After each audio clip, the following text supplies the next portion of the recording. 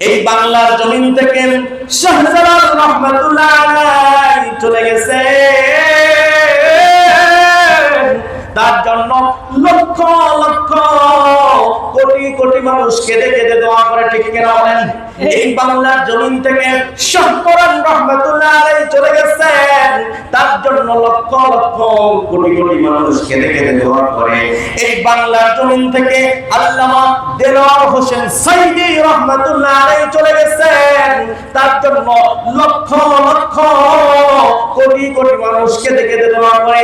এই বাংলার জমিন থেকে আল্লামা মতিউর রহমান নিজামী রহমাতুল্লাহ আলাইহি চলে গেছেন, তার জন্য লক্ষ লক্ষ কোটি কোটি মানুষ কেঁদে কেঁদে দোয়া করে, ঠিক কিনা বলে? এই বাংলার জমিন থেকে আল্লামা শফি রহমাতুল্লাহ আলাইহি চলে গেছেন, তার জন্য লক্ষ লক্ষ কোটি কোটি মানুষ কেঁদে কেঁদে দোয়া করে।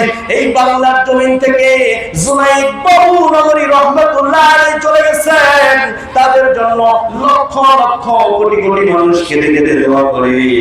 এই বাংলার জমিন থেকে বুখারী শরীফের অনুবাদ করেছেন সর্বপ্রথম যিনি শাইখুল হাদিস আল্লামা আজিজুল হক রহমাতুল্লাহ আলাইহি চলে গেছেন, তার জন্য লক্ষ লক্ষ কোটি কোটি মানুষ কেঁদে কেঁদে দোয়া করে, ঠিক কিনা বলেন? এই বাংলার জমিন থেকে নূর হোসেন কাসিমি রহমাতুল্লাহ আলাইহি চলে গেছেন, তার জন্য লক্ষ লক্ষ কোটি কোটি মানুষ কেঁদে কেঁদে দোয়া করে। এই বাংলার জমিন থেকে মুফতি আমিনী রহমাতুল্লাহ আলাইহি চলে গেছেন, তার জন্য লক্ষ লক্ষ কোটি কোটি মানুষ কেঁদে কেঁদে দোয়া করে। এই বাংলার জমিন থেকে বাইতুল মুকাররমের সাবেক খতিব আল্লামা ওবাইদুল হক সাহেব চলে গেছেন, তার জন্য লক্ষ লক্ষ কোটি কোটি মানুষ কেঁদে কেঁদে দোয়া করে। এই বাংলার জমিন থেকে কারি বেলায়েত রহমাতুল্লাহ আলাইহি চলে গেছেন, তার জন্য লক্ষ লক্ষ কোটি কোটি মানুষ কেঁদে কেঁদে দোয়া করে, ঠিক কিনা বলে? এইরকম জীবন আমাদেরকে গঠন করতে হবে। মরে যাব আর কেঁদে কেঁদে এই ভুবনের মানুষ আমাদের জন্য দোয়া করবে, ঠিক কিনা বলে? আবার অনেক মানুষ আছে বলে মরছে এটা ভালো হয়েছে, ঠিক কিনা বলে? অত্যাচার থেকে মানুষ নিরাপদে আছে, ঠিক কিনা বলে? ওরকম জীবন গঠন করবো নাকি যাদের জীবনে আমি যাদের নাম বললাম এদের জীবনের মতো আমাদের জীবনকে গঠন করতে হবে, ঠিক কিনা বলে? ভাইরা আমার, এই জন্য শাহাদাতের তামান্না দিলের ভিতরে জাগ্রত রাখতে হবে, ঠিক কিনা বলে? কারণ আল্লাহর রাস্তায় জীবন দিতে হবে। আল্লাহর রাস্তায় জীবন দিলে কি লাভ হবে? মুসলমান আমরা শাহাদাতের তামান্না দিলের ভিতরে জাগ্রত করতে হবে। শাহাদাতের মতো মৃত্যুটা কেমন মৃত্যু? আমি কোরআন এবং হাদিস থেকে বলবো, আল্লাহ তাআলা জানিয়ে দেন, ولا تقولوا لمن يقتل في سبيل الله أموات بل أحياء ولكن لا تشعرون।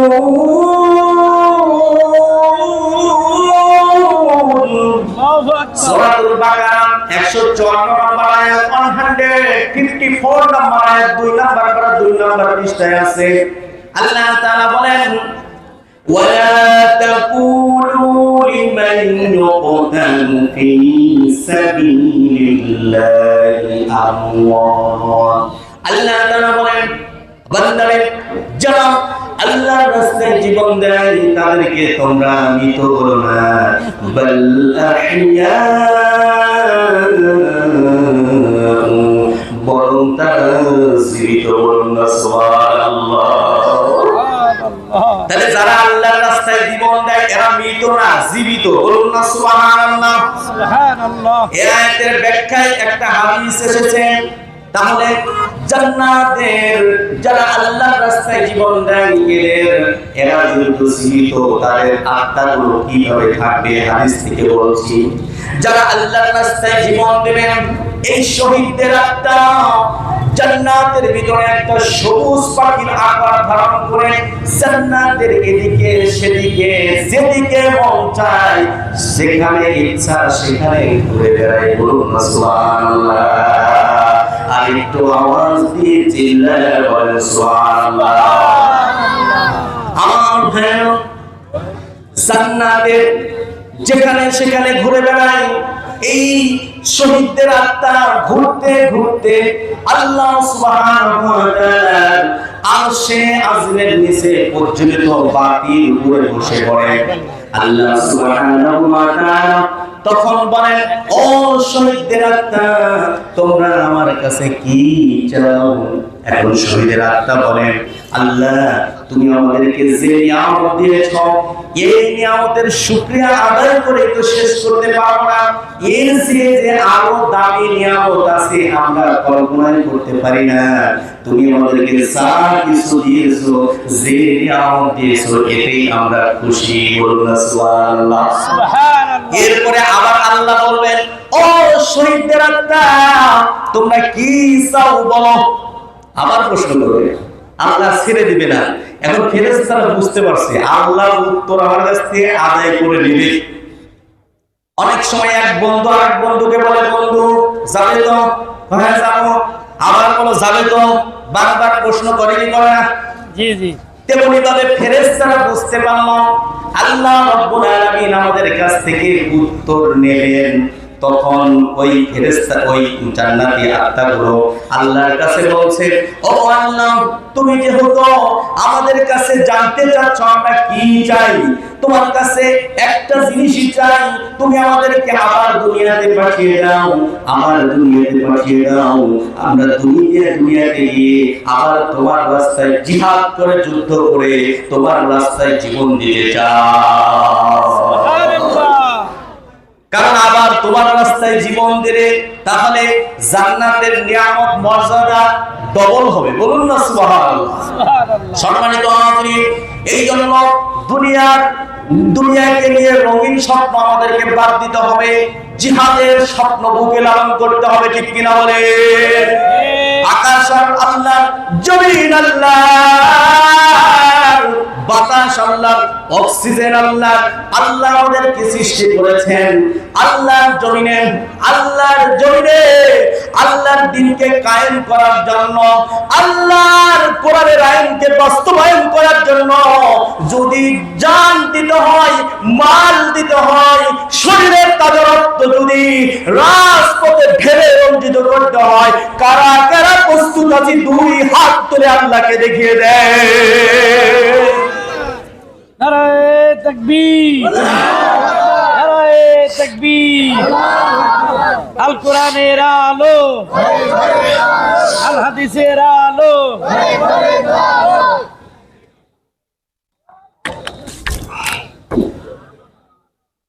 আমার ভাইরা, এই জন্য আজকে থেকে আমরা জিহাদের স্বপ্ন বুকে লালন করব, আল্লাহর রাস্তায় জীবন দেওয়ার জন্য সদা প্রস্তুত থাকবো ইনশাআল্লাহ। ইনশাআল্লাহ। আজকে এই বাংলার জমিনে এক শ্রেণীর মানুষ আছে যারা কাফের, অথচ নিজেদেরকে মুসলমান দাবি করে। বলেন তো তাদের নাম কি? কাদিয়ানী। এরা আমাদের নবী, বিশ্ব নবী মুহাম্মদুর রাসূলুল্লাহ সাল্লাল্লাহু আলাইহি ওয়াসাল্লামকে নবী মানে না। এই কাদিয়ানীরা মির্জা গোলাম আহমদকে নবী বলে। বলুন নাউজুবিল্লাহ।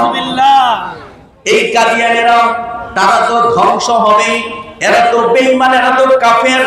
আমাদের সহজ সরল মুসলমান ভাইদেরকে কাফের বানানোর চেষ্টা করছে। ঠিক কিনা বলে?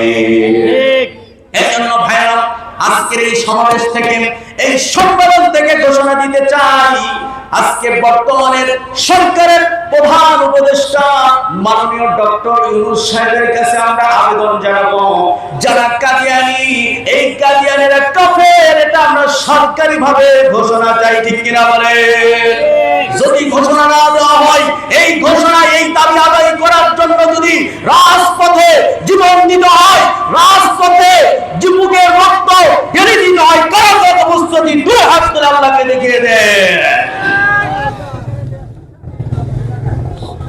আমার ভাইরা, এই জন্য আমরা সব সময় প্রস্তুত আছি। যখন হক্কানি আলেম ওলামারা আল্লাহর রাস্তায় জিহাদের ডাক দিবে, আমরা তৈরি আছি ইনশাআল্লাহ।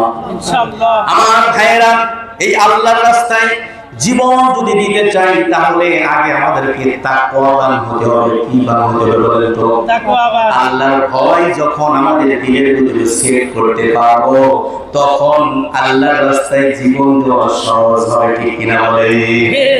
হবে না?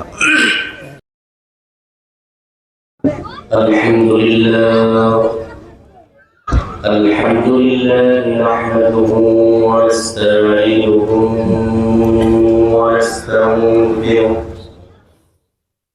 ওয়া নাউযু বিল্লাহি মিন শুরুরি আনফুসিনা ওয়া মিন সাইয়্যাতি আ'মালিনা।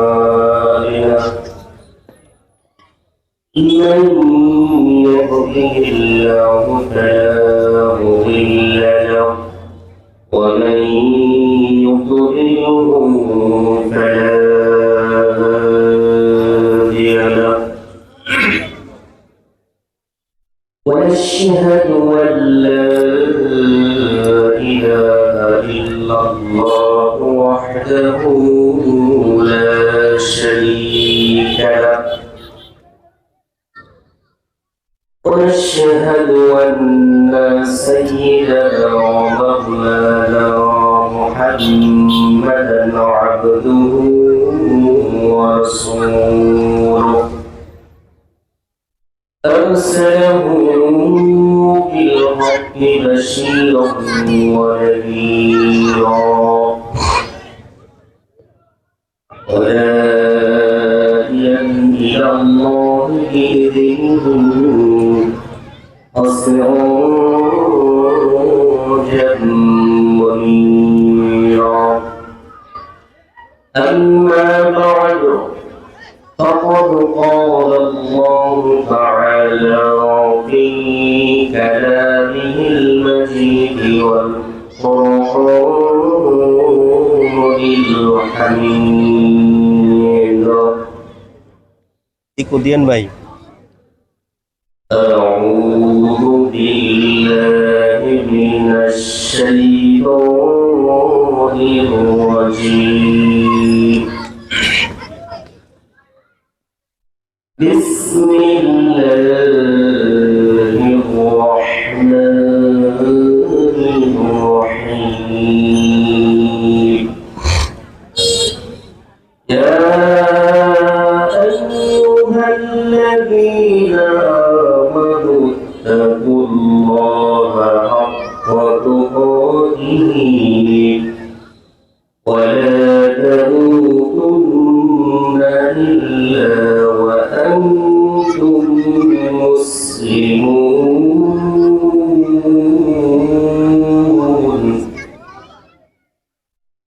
صدق الله العظيم. المسلم من سلم المسلمون من لسانه ويده أو كما قال عليه الصلاة والسلام. وقال تعالى إن الله وملائكته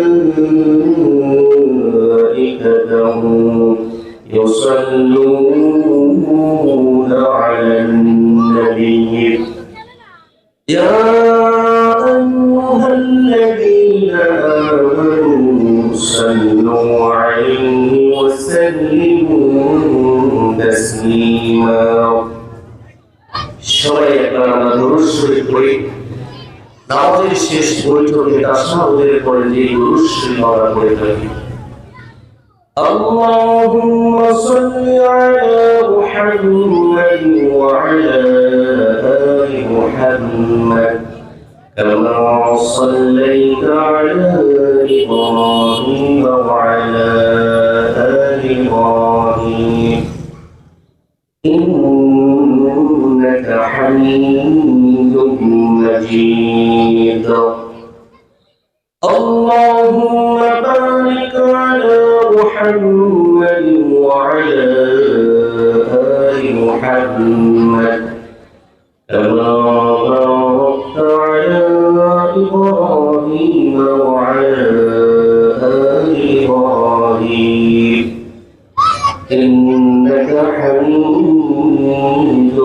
مجيد শুকরিয়া আদায় করছি আল্লাহ সুবহানাহু ওয়া তাআলার দরবারে যে আল্লাহ সুবহানাহু ওয়া তাআলা আমাদেরকে দুনিয়ার সকল প্রকার কর্ম ব্যস্ততা রেখে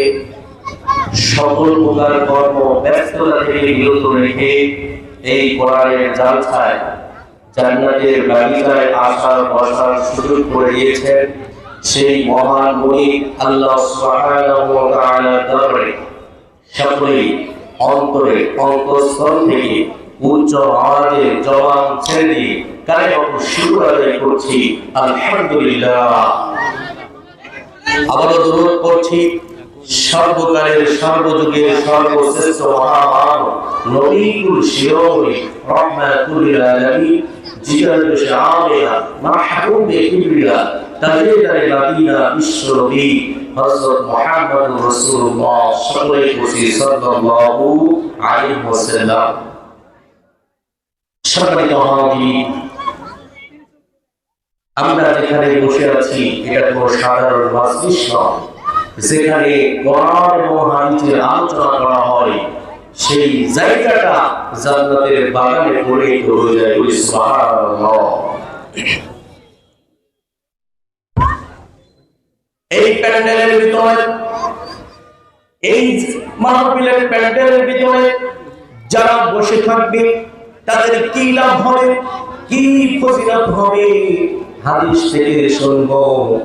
কিন্তু যারা এই প্যান্ডেলের বাহিরে অবস্থান করবে, দোকানপাটে ঘোরাফেরা করবে, রাস্তাঘাটে ঘোরাফেরা করবে, তারা কোনো ফজিলত পাবে না। কিন্তু এই প্যান্ডেলের ভিতরে যারা বসে থাকবে তাদের চারটা লাভ হবে। আল্লাহর হাবিব বিশ্বনবী মুহাম্মদুর রাসূলুল্লাহ সাল্লাল্লাহু আলাইহি ওয়াসাল্লাম বলেন, لا يكون قوم يذكرون الله تعالى إلا حفتهم الملائكة وغشيهم الرحمة ونزلت عليهم السكينة وذكرهم الله في من عنده।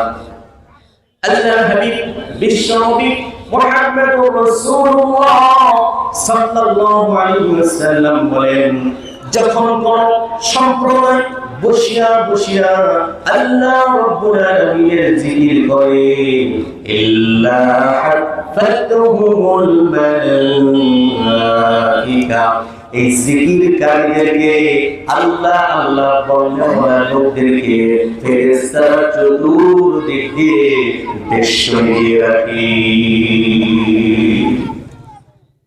আমার ভাইরা, যারা এই প্যান্ডেলের ভিতরে বসে কোরআন শুনবে তাদের দ্বিতীয় নাম্বার কি লাভ?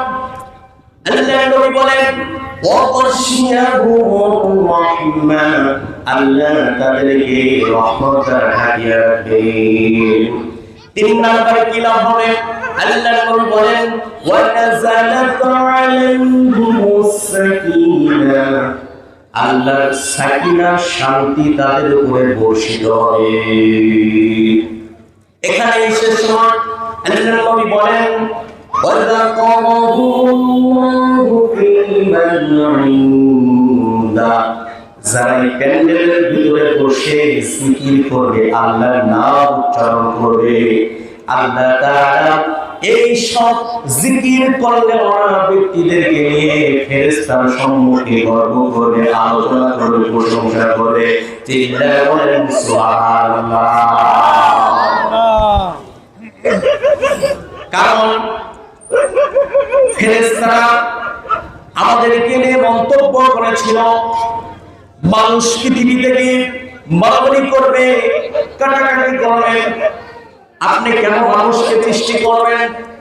আল্লাহ তাআলা ফেরেশতাদের কি জবাব দিয়েছিলেন এটা কোরআনের ভিতরে আল্লাহ তুলে ধরেছেন। আল্লাহ রাব্বুল আলামিন বলেন, وَإِذْ قَالَ رَبُّكَ لِلْمَلَائِكَةِ إِنِّي جَاعِلٌ الأرض خليفة قالوا أتجعل فيها من يفسد فيها ويسفك الدماء ونحن نسبح بحمدك ونقدس لك قال إني أعلم ما لا تعلمون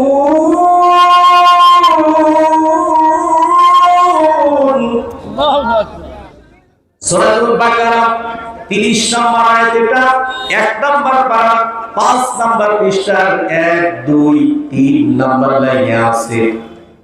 আল্লাহ সুবহানাহু ওয়া তাআলা যখন ফেরেশতাদেরকে বলেছিলেন, আর ফেরেশতারা, আমি পৃথিবীতে খলিফা সৃষ্টি করব, প্রতিনিধি সৃষ্টি করব।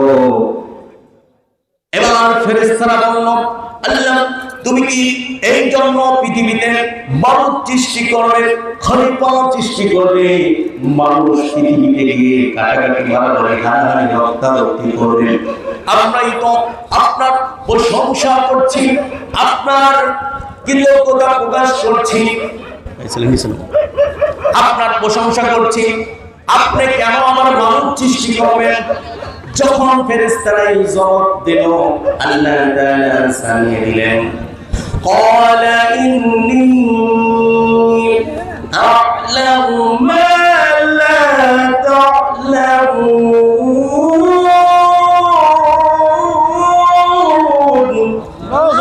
আল্লাহ বললেন, এমন ফেরেশতারা শোনো, আমি জানি যা তোমরা জানো না।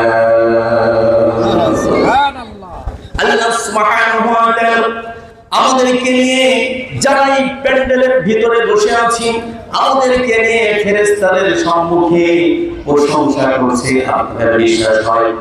কিন্তু যারা বাহিরে আছে তাদেরকে নিয়ে কোনো আলোচনা নাই। ঠিক আমার ভাইরা, গভীর মনোযোগ দিয়ে শুনতে হবে। যারা এই প্যান্ডেলের ভিতরে বসে সুবহানাল্লাহ, আলহামদুলিল্লাহ, আল্লাহু আকবার এই তাসবিহ গুলো পাঠ করবে, তাদের ব্যাপারে আল্লাহর নবী সাল্লাল্লাহু আলাইহি ওয়াসাল্লাম বলেছেন, হযরত আনাস রাদিয়াল্লাহু তাআলা আনহু থেকে বর্ণিত হাদিস, বিশ্বনবী বলেন, যখন কোন ব্যক্তি সুবহানাল্লাহ বলবে, আলহামদুলিল্লাহ বলবে, আল্লাহু আকবার বলবে, লা ইলাহা ইল্লাল্লাহ বলবে, তার গুনাহগুলো গাছের পাতার মতো ঝরে যাবে। এখানে শেষ নয়, হযরত আবু হুরায়রা রাদিয়াল্লাহু তাআলা আনহু থেকে বর্ণিত হাদিস, বিশ্বনবী বলেন, প্রত্যেক নামাজের পরে যে ব্যক্তি সুবহানাল্লাহ 33 বার বলবে, আলহামদুলিল্লাহ 33 বার বলবে, আল্লাহু আকবার 33 বার বলবে, সর্বমোট 99 বার হলো। এরপরে একবার বলবে, লা ইলাহা ইল্লাল্লাহু ওয়াহদাহু লা শারীকা লাহু, লাহুল মুলকু ওয়া লাহুল হামদু وهو على كل شيء قدير। এটা বলেন 100 পূর্ণ করল। আল্লাহর নবী বলেন, তার গুনাহ যদি সমুদ্রের ফেনা পরিমাণ হয়, আল্লাহ তার গুনাহ খাতা মাফ করে দেবে। সুবহানাল্লাহ। আমাদের স্টেজ থেকে আমার ভাইয়া, এই জান্নাতের বাগিচায় বসার কি না, আমি হাদিস থেকে বলছি, হাদিসে বলছি থেকে বলো। হযরত আবু হুরায়রা রাদিয়াল্লাহু তাআলা আনহু তে বর্ণিত, রাসূল পাক সাল্লাল্লাহু আলাইহি ওয়াসাল্লাম বলেন, আল্লাহ তাআলা বলেন, আমি বান্দার সহিত ব্যবহার করি, সে আমার প্রতি ধারণা যেমন ধারণা পোষণ করে, বান্দা যখন আমার কথা স্মরণ করে, আমি আল্লাহ তার সঙ্গে থাকি। আল্লাহ তাআলা বলেন, বান্দা যখন আমার কথা আপন মনে স্মরণ করে, আমি আল্লাহ রাব্বুল আলামিন তার কথাও আপন মনে স্মরণ করে। সুবহানাল্লাহ। আল্লাহ সুবহানাহু ওয়া তাআলা বলেন, যখন আমার কথা কোন মজলিসের ভিতরে আলোচনা করে, আমি আল্লাহ সুবহানাহু ওয়া তাআলা আমার বান্দার কথা এর চেয়েও দামি মজলিস ফেরেশতাদের মজলিসে আলোচনা করে। বলুন সুবহানাল্লাহ। আল্লাহ তাআলা বলেন, বান্দা যখন আমার দিকে এক বিগত অগ্রসর হয়, আমি আল্লাহ সুবহানাহু ওয়া তাআলা তার দিকে এক হাত অগ্রসর হই। বলুন সুবহানাল্লাহ। আর আল্লাহ তাআলা বলেন, বান্দা যখন আমার দিকে এক হাত অগ্রসর হয়, আমি আল্লাহ সুবহানাহু ওয়া তাআলা তার দিকে দুই হাত অগ্রসর হই। আল্লাহ তাআলা বলেন, বান্দা যখন আমার দিকে হাঁটিয়া হাঁটিয়া আসে, আমি আল্লাহ সুবহানাহু ওয়া তাআলা তার দিকে দৌড়াইয়া যাই। এজন্য ভাইরা আমার, আমরা কোরআন শুনতে এসেছি। কি শুনতে এসেছি বলেন তো? কোরআন। কোরআনুল কারীম শুনতে এসেছি। এই কোরআনুল কারীম কেমন কিতাব, জানার দরকার আছে না নাই? আছে। একটু আওয়াজ দিয়ে বলেন, জানার দরকার আছে না নাই? আছে। পানি নাই কিন্তু। এই কোরআনুল কারীম এমন একটা কিতাব, দুনিয়াতে কোন রাইটার যখন কোন কিতাব লেখে, কিতাবের প্রারম্ভে লিখে দেয়, প্রিয় পাঠক ভাইরা, মানুষ মাত্রই ভুল, ভুলের মধ্যে নয়। এই জন্য আমার লিখনিতে, প্রিন্টে ছাপাই কোন যদি ভুল হয়ে থাকে, এটা আপনি ক্ষমার দৃষ্টিতে দেখবেন, আমাকে জানাবেন, আমি সংস্কার করে দেব। ও দুনিয়ার মুসলমান ভাইরা, আল্লাহ সুবহানাহু ওয়া তাআলা এমন একটা কিতাব নাযিল করলেন, যে কিতাবের শুরুতে আল্লাহ সুবহানাহু ওয়া তাআলা জানিয়ে দিলেন, যালিকাল কিতাবু লা রাইবা ফীহি হুদাল লিল মুত্তাকিন। আল্লাহু আকবার। আল্লাহ বলেন, এই কোরআনুল কারীম এমন একটা কিতাব যার ভিতরে বিন্দু পরিমাণ সন্দেহ নাই। বলুন সুবহানাল্লাহ। এই কোরআনুল কারীম যখন বিশ্ব নবীজি কোরআন দিয়ে যখন দাওয়াত দিতে লাগলেন, তখন কাফেররা বলল, ও মুহাম্মদ, তুমি যে কোরআনের কথা বলো, এটা তোমার আল্লাহর কথা না, এইটা হলো মানুষের কথা। মুহাম্মদ তোমাকে মানুষ শিখায়, আর সেই কথাগুলো তোমরা অন্য মানুষকে বলো। নাউযুবিল্লাহ। আল্লাহ তাআলা বলেন, ইন্নামা ইউআল্লিমুহু বাশার। কাফেররা বলে, প্রকৃত পক্ষে মুহাম্মদকে মানুষ কোরআন শিখায়। বলো নাউযুবিল্লাহ। ও দুনিয়ার মুসলমান ভাইরা, ও জালালপুরবাসীরা, আমার প্রিয় জালালপুরবাসী, গভীর মনোযোগ দিয়ে শুনতে হবে। কাফেররা বলে কোরআন নাকি মানুষের কথা। না না না, আল্লাহ সুবহানাহু ওয়া তাআলা কোরআন সম্পর্কে জানিয়ে দেন, ওয়াস-সামা'i যাতির রাজ'i والأرض ذات الصدع إنه لقول فصل وما هو بالهزل। সূরা তারিক 11, 12, 13, 14 নম্বর আয়াত। আল্লাহ সুবহানাহু ওয়া তাআলা বলেন, এখানে দুইটা জিনিসের শপথ খেয়েছেন, ওয়াস-সামা'i যাতির রাজ'i والأرض ذات الصدع। আল্লাহ তাআলা আসমানের শপথ খেয়েছেন, বিতরণশীল জমিনের শপথ খেয়েছেন। দুইটা জিনিসের শপথ খেয়ে আল্লাহ সুবহানাহু ওয়া তাআলা জানিয়ে দিচ্ছেন, ইন্নাহু লাকাউলুন ফাসল। নিশ্চয়ই এই কোরআন হলো সত্য ও মিথ্যার ফয়সালা করে। বলুন সুবহানাল্লাহ। ওয়া মা হুয়া বিল হাজল। আল্লাহ বলেন, এই কোরআন কোনো উপহাসের কিতাব নয়, এই কোরআন কেমন কিতাব আল্লাহ আরো ঘোষণা দিচ্ছেন, আল্লাহ বাল হুয়া কুরআনুম মাজিদুন ফি লাওহিন মাহফুজ।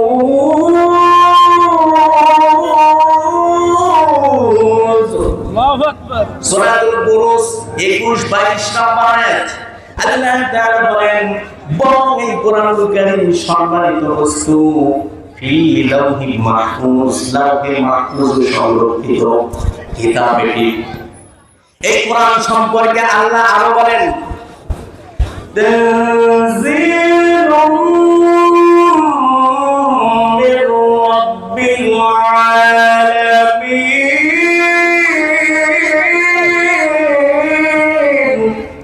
সূরাতুল ওয়াকিয়া 80 নম্বর আয়াত এটা আল্লাহ তাআলা এই আয়াতের ভিতরে জানিয়ে দেন এই কোরআনুল কারীম বিশ্ব জগতের প্রতিপালক আল্লাহ রাব্বুল আলামিনের পক্ষ থেকে নাযিল হয়েছে। সুবহানাল্লাহ। সুবহানাল্লাহ। এই কোরআন আমরা শুনতে এসেছি, অনেক মুসল্লি আছে, অনেক মুরব্বী মানুষ আছে, অনেক শিক্ষিত মানুষ আছে। যদি বলি ভাই একটু কোরআনটা পড়েন, স্যার একটু কোরআনটা পড়েন, বলে আমি পড়তে পারি না। আছে নাই? আছে চলে চিল্লায় বলে আছে নাই? আছে। দুঃখ আফসোসের বিষয়, আমি যদি তাকে বলি স্যার আপনি একটু বাংলা, আপনি একটু দলিল পড়েন, আচ্ছা বলেন তো দলিলের যে লেখাগুলো থাকে চশমা ছাড়া পড়া সম্ভব না, কিন্তু ওই স্যার দেখবেন দলিল পড়বে চশমা ছাড়া, আলিস নাম্বার, খতিয়ান নাম্বার, দাগ নাম্বার, হাল সব কিছুই বলে দেবে, ঠিক না বলে? ঠিক। কিন্তু তাকে যদি বলা হয় আপনি একটু কোরআনটা পড়েন, কিন্তু বলে আমি কোরআন পড়তে পারি না, ঠিক কিনা বলেন? আছে না নাই? যেভাবে বলছেন আপনাদের জানান করে মনে কম, আছে না নাই? এটার কারণটা কি কোরআনের সাথে সম্পর্ক নাই? কোরআনের সাথে সম্পর্ক করতে হবে, কোরআনের সংস্পর্শে আসতে হবে। যে কোরআন অনুযায়ী আপনি জীবন পরিচালনা করবেন, এই কোরআনটা আপনি পড়তে পারবেন না, এটা হলো দুঃখের বিষয়, ঠিক কিনা বলে? অথচ এই কোরআন কারীমকে আল্লাহ সহজ করে দিয়েছেন। কি করে দিয়েছেন বলেন তো? আরেকটু চিল্লায় বলেন, কি করে দিয়েছেন? কোরআনকে সহজ করে দিয়েছেন। আল্লাহ সুবহানাহু ওয়া তাআলা কোরআনের ভিতরে জানিয়ে দেন وَلَقَدْ يَسَّرْنَا الْقُرْآنَ لِلذِّكْرِ فَهَلْ مِن مُّدَّكِرٍ। সূরাতুল কমার 17 নম্বর আয়াত এটা আল্লাহ রাব্বুল আলামিন বলেন وَلَقَدْ يَسَّرْنَا الْقُرْآنَ لِلذِّكْرِ, কোরআনকে আমি উপদেশ গ্রহণ করার জন্য সহজ করে দিয়েছি। ফাহাল মিন মুদ্দাকির, উপদেশ গ্রহণ করার জন্য কেউ আছে কি? বলুন সুবহানাল্লাহ। সুবহানাল্লাহ। আল্লাহ তাআলা এই কোরআনকে সহজ করে দিয়েছেন, এই কথাটা আল্লাহ একবার বলেন নাই। এই একই সূরার ভিতরে আল্লাহ 4 বার বলেছেন। কয়বার? 4 বার। আমি আয়াত নাম্বার বলছি, পৃষ্ঠা নাম্বার বলছি, পারা নাম্বার বলছি, সূরার নাম্বার বলে দিচ্ছি, আপনারা বাসায় গিয়ে মিলাবেন। আল্লাহ সুবহানাহু ওয়া তাআলা সূরাতুল কমারের 17 নম্বর আয়াত, 22 নম্বর আয়াত, 32 নম্বর আয়াত, 40 নম্বর আয়াতের ভিতরে একই কথা বলেছেন, একই আয়াত বলেছেন। 27 নম্বর পারা 7, 8 নম্বর লাইনে 7, 8, 9 নম্বর পৃষ্ঠায় পাবেন কোরআন কারীমের সিরাত অনুযায়ী 54 নম্বর সূরা। আল্লাহ তাআলা একই কথা বললেন, বান্দারে এই কোরআনকে আমি সহজ করে দিয়েছি, আর আজকে আমরা এই কোরআনকে কঠিন মনে করি, ঠিক কিনা বলেন? কোরআনকে আল্লাহ সহজ করে দিলেন, এই আয়াতের ব্যাখ্যা আপনারা পাবেন তাফসিরে মারিফুল কোরআন খুলে দেখেন, তাফসিরে ফি জিলালিল কোরআন খুলে দেখেন, তাফসিরে ইবনে কাসির খুলে দেখেন, তাফসিরে আহসানুল বায়ান আপনারা খুলে দেখেন, এই আয়াতের তাফসীর আপনারা পাবেন। তাফসিরে মারিফুল কোরআনের 1313 নম্বর পৃষ্ঠা আপনারা বাসায় গিয়ে মিলাবেন। এই আয়াতের ব্যাখ্যায় আল্লামা মুফতি শফি রাহমাতুল্লাহ আলাইহি তিনি লিখেছেন, আল্লাহ রাব্বুল আলামিন কোরআনকে যে সহজ করে দিয়েছেন উপদেশ গ্রহণ করার জন্য, এই জিকরুনের ব্যাখ্যা এসেছে দুইটি। এক নাম্বার ব্যাখ্যা, এই কোরআনকে আল্লাহ সুবহানাহু ওয়া তাআলা মুখস্থ করার জন্য সহজ করে দিয়েছেন। দুই নাম্বার, এই কোরআনকে উপদেশ গ্রহণ শিক্ষার জন্য সহজ করে দিয়েছে। আর আজকে আমরা কঠিন মনে করি, ঠিক কিনা বলেন? ঠিক। এই কোরআনকে যদি সহজ আল্লাহ না করে দিতেন, 7, 8, 9 বছরের একটা ছোট্ট ছেলে এই 30 পারা কোরআন বুকের ভিতরে, সিনার ভিতরে আঁকড়ে ধরে রাখতে পারত না, ঠিক কিনা বলে? 6666 আয়াত একটা ছোট্ট হাফেজ মানুষ, তাকে আপনি এক বসায় প্রশ্ন করবেন 6666 আয়াতের ভিতরে যেখান থেকে আপনি বলবেন সেখান থেকে উত্তর দিবে, একটা জের জবর নোক্তা পর্যন্ত ভুল হবে না, ঠিক কিনা বলেন? কেন? আল্লাহ কোরআনকে মুখস্থ করার জন্য সহজ করে দিয়েছেন। আমি যদি এক্সাম্পল স্বরূপ বলি, মাওলানা কসিমউদ্দিন উচ্চ বিদ্যালয়ের 6ষ্ঠ শ্রেণীর একটা স্টুডেন্ট প্রথম ফার্স্ট বই, একে যদি বলি তুমি ইংলিশ বইয়ের প্রথম থেকে শেষ পর্যন্ত মুখস্থ করবে, পারবে বলেন তো? না। মনে ধরে নিলাম পারবে। এরপরে তাকে যদি প্রশ্ন করা হয়, অনেক জায়গায় ওয়ার্ড বাদ দিলে, শব্দ বাদ দিয়ে চলে যাবে, ঠিক কিনা বলে? লাইন উল্টা পাল্টা হবে, কি হবে না? তাহলে সকল ভাষার থেকে আল্লাহ তাআলা কোরআনকে সহজ করে দিয়েছেন মুখস্থ করার জন্য। এবার 2 নাম্বার ব্যাখ্যা আসি। এই কোরআনকে আল্লাহ সুবহানাহু ওয়া তাআলা উপদেশ গ্রহণ করার জন্য সহজ করে দিয়েছেন। একটা মসজিদের ভিতরে দেখবেন সব শ্রেণীর মুসল্লি থাকে, এক ব্যক্তি স্কুলের বারান্দায় যায় না, জীবনে পড়ালেখা করে না, মূর্খ মানুষ, নিজের নামটাও সিগনেচার করতে পারে না, এরকম মুসল্লি আছে না নাই? একটু আওয়াজ দিয়ে বলেন, আছে না নাই? আছে। আছে ভাই, একটু নাড়া লাগছে ওদের। যে কথা বলছিলাম, আবার এই মসজিদের ভিতরে দেখবেন বিসিএস ক্যাডার আছে না? এমপি, মন্ত্রী, মিনিস্টার, প্রেসিডেন্ট মসজিদে আসে না? আসে না? আসে। এখন হুজুর যখন এই কোরআনের তাফসীর করবে, ব্যাখ্যা করবে, একটা মূর্খ মানুষ সেও বুঝবে, একজন বিসিএস ক্যাডার সেও বুঝবে। বিসিএস ক্যাডার যেমন ভাবে কোরআনের তাফসীরটা, উপদেশটা বুঝবে, একজন মূর্খ ব্যক্তিও কিন্তু কোরআনের তাফসীর স্পষ্টভাবে বুঝতে পারবে, ঠিক কিনা বলে? এজন্য আল্লাহ কোরআন সহজ করে দিলেন। আর আজকে আমরা এই কোরআনকে কঠিন মনে করি। এই জন্য আমাদের ছোট ছোট বাচ্চা যারা আছে, এদেরকে আমরা ছোট কাল থেকে যেভাবে কোরআন বাংলা পড়িয়েছি, ইংরেজি পড়িয়েছি, অঙ্ক পড়িয়েছি, তেমনি ভাবে যদি আরবিটা ওইভাবে পড়াতাম, এই সন্তানটা যেভাবে ইংলিশ অনর্গল করতে পারে, বাংলা অনর্গল করতে পারে, ওকে যদি ছোটকাল থেকে আলিফ বা তা সা এগুলো পড়ানো হতো, ও ওই বাংলার মতো কোরআনটা সুন্দরভাবে পড়তে পারতো, ঠিক কিনা বলে? সচেতন হতে হবে।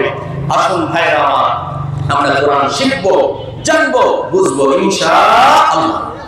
আমার বন্ধুরা, আমরা এই কোরআন শুনতে এসেছি, একটা উদ্দেশ্য আছে না নাই? কথা বলেন না কেন? আছে না নাই? আছে, আছে। এই কোরআনের মাহফিলে আসার উদ্দেশ্য হলো আমাদের জীবনটাকে যেন পরিবর্তন করতে পারি, জান্নাতে যেতে পারি, জান্নাতে যেতে পারি। এই রাস্তা বাতলিয়ে দেওয়া হবে, এই রাস্তা চিনিয়ে দেওয়া হবে। এই জন্য কিন্তু আজকে কোরআনের মাহফিল, ঠিক কিনা বলে? ঠিক। আমরা নীতিমূলক একটা ছন্দ শুনেছি। তুমি যখন এসেছিলে ভবে, কেঁদেছিলে তুমি, হেসেছিল সবে। হে মুমিন, এমন জীবন করিও গঠন, মরণের বেলায় হাসিবে তুমি, কাঁদিবে ভুবন। একজন মানুষ যখন এই দুনিয়াতে আসে, কান্না করে না, হাসে। বলেন, কথা বলেন। কান্না করে না, হাসে। এই শিশুরা কান্না করে, আর চারপাশে দাদা দাদি, নানা নানি, আত্মীয় স্বজন যারা থাকে তারা হাসে, ঠিক কিনা বলেন? আর শিশুরা কান্না করে। এই জন্য বলা হয়েছে, তুমি যখন এসেছিলে ভবে, কেঁদেছিলে তুমি, হেসেছিল সবে। কেমন জীবন করিও গঠন হে মুমিন, মরণের বেলায় হাসিবে তুমি কাঁদিবে এই ভুবন। মরণের বেলায়, মরণের আগে আমাদের মাথার তাজ আল্লামা দেলোয়ার হোসেন সাইদি রাহমাতুল্লাহ আলাইহি একটা হাসি দিয়েছেন, আমরা দেখেছি কি দেখি নাই। মনে হয় না এই ব্যক্তিটা 10টা বছর জেল কেটেছে, ঠিক কিনা বলে? ঠিক। মনে হয় পুরা সুস্থ মানুষ। আমার ভাইয়েরা, এই জন্য আমরা হাসতে হাসতে মরবো, ঠিক কিনা বলেন?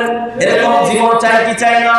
এরকম জীবন হাসতে হাসতে ঈমান নিয়ে কালেমা পড়ে মৃত্যুবরণ করব, আর এই ভুবনের মানুষ কেঁদে কেঁদে দোয়া করবে, এরকম জীবন আমরা গঠন করতে চাই কি চাই না? চাই। এই বাংলার জমিন থেকে শাহজালাল রহমাতুল্লাহ আলাইহি চলে গেছে,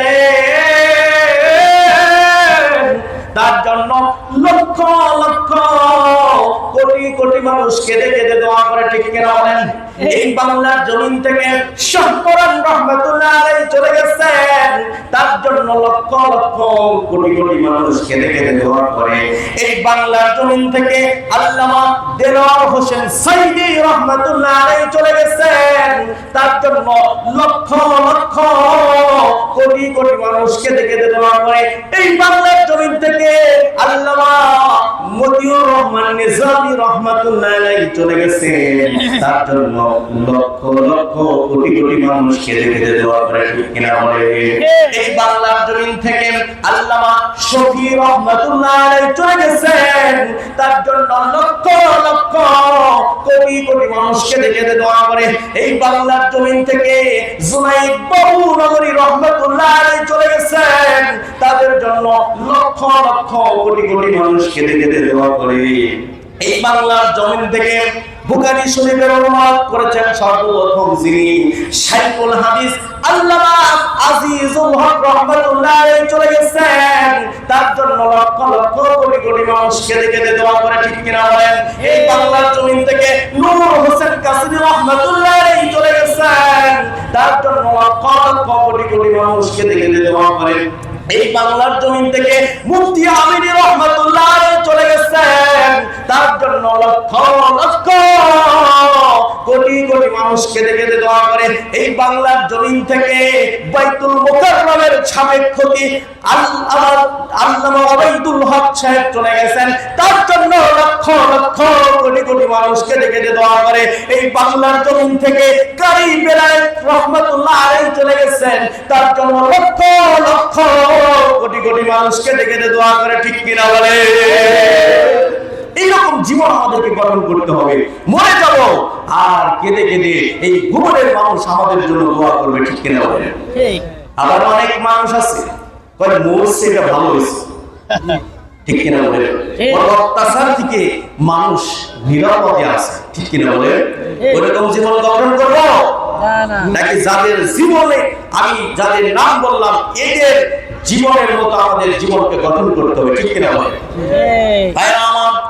এই জন্য শাহাদাতের তামান্না দিলের ভিতরে জাগ্রত রাখতে হবে, ঠিক কিনা বলে? কারণ আল্লাহর রাস্তায় জীবন দিতে হবে। আল্লাহর রাস্তায় জীবন দিলে কি লাভ হবে? মুসলমান আমরা শাহাদাতের তামান্না দিলের ভিতরে জাগ্রত করতে হবে। শাহাদাতের মৃত্যু মৃত্যুটা কেমন মৃত্যু? আমি কোরআন এবং হাদিস থেকে বলবো, আল্লাহ তাআলা জানিয়ে দেন, ولا تقولوا لمن يقتل في سبيل الله أموات بل أحياء ولكن لا تشعرون.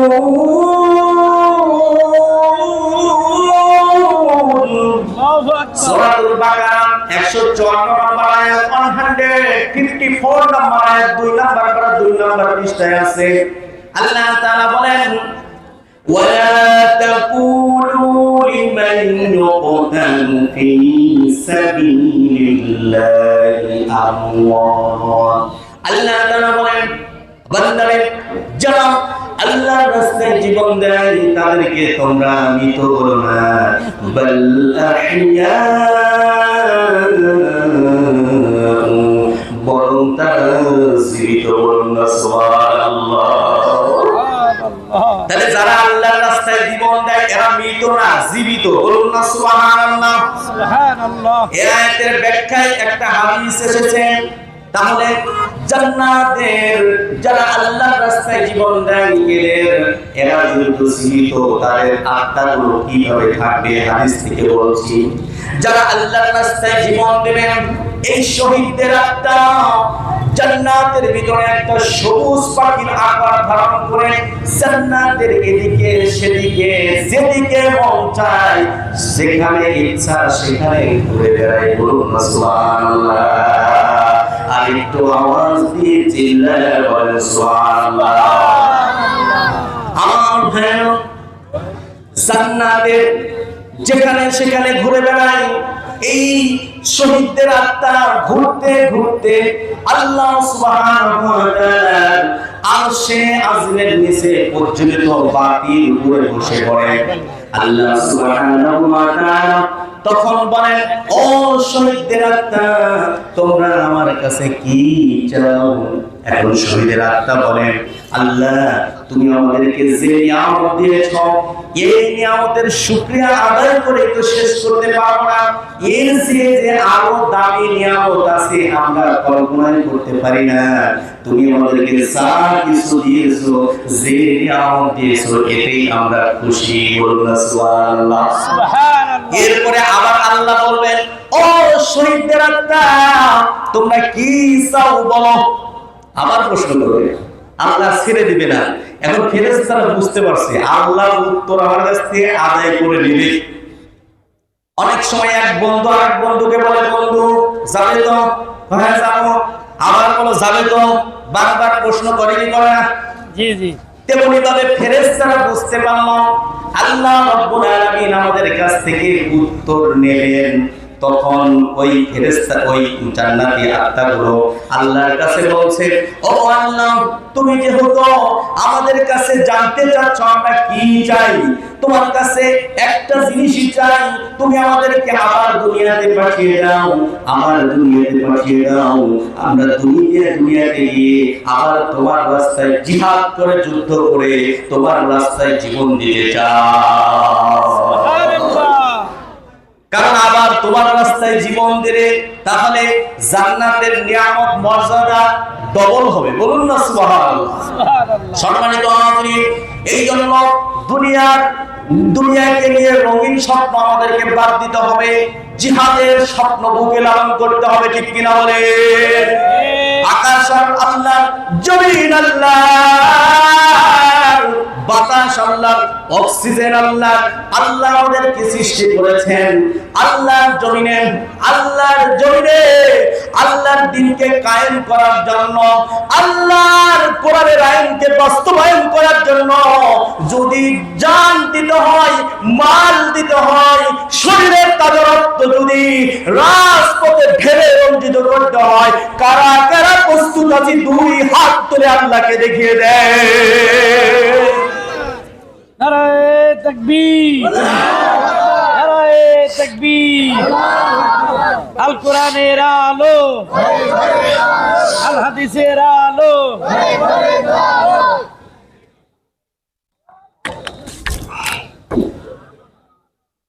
আমার ভাইরা, এই জন্য আজকে থেকে আমরা জিহাদের স্বপ্ন বুকে লালন করব, আল্লাহর রাস্তায় জীবন দেওয়ার জন্য সদা প্রস্তুত থাকবো ইনশাআল্লাহ।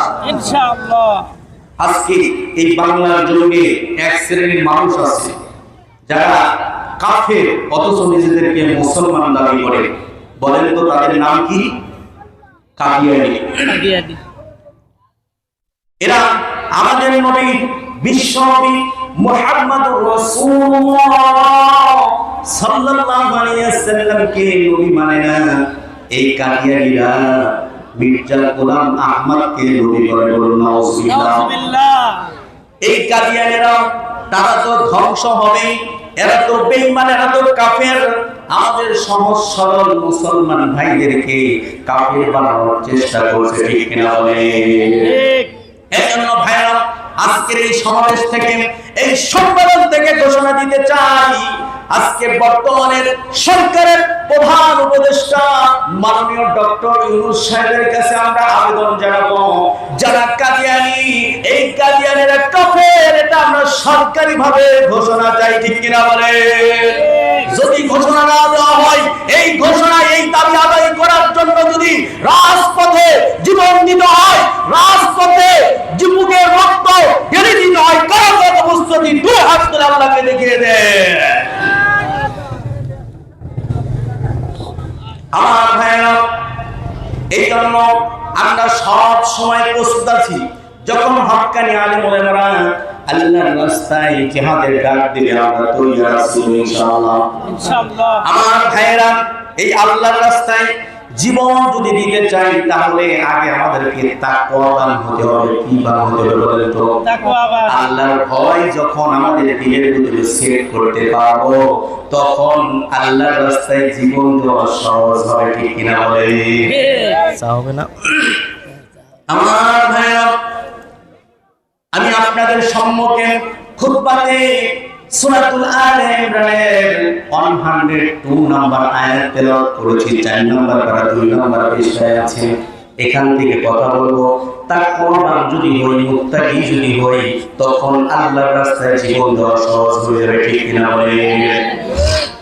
আল্লাহ তাআলা বলেন, ইয়া আইয়ুহাল্লাযীনা আমানু তাকুল্লাহা হাক্কা তুকাতিহি ওয়া লা তামুতুন্না ইল্লা ওয়া আনতুম মুসলিমুন ওয়া আনতুম মুসলিমুন।